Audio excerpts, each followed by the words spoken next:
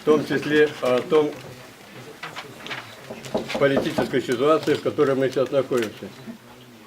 Мы живем, не забывайте, мы живем в период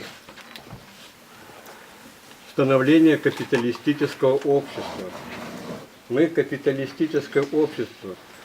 В свое время программа, с которой выступал Гайдар, ставилась целью создать класс богатых. Об этом прямо говорилось. Мы его создали. И мы все активно принимали участие в отказе от прежнего социального политического строя. И поэтому мы получили то, что хотели. Ну, допустим, мы не принимали активного участия. Наше подразделение, к сожалению, Сыктывкара тогда не дернули. Мы собрались, Женя, наверное, помнит. Ну, давайте мы не будем говорить о частном. Мы говорим о... Вы задали вопрос, я отвечаю. А решать задачи мы хотим, как при советской власти. К сожалению, у нас сейчас средства массовой информации, они не государственные.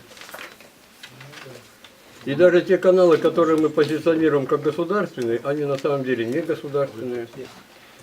И основная цель любого канала, телевизионного канала, как и любого печатного издания, это получение прибыли.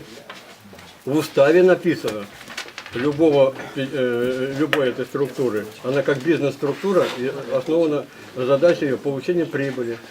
Исходя из этой цели, чем больше рекламы, тем больше денег, тем больше зарплаты.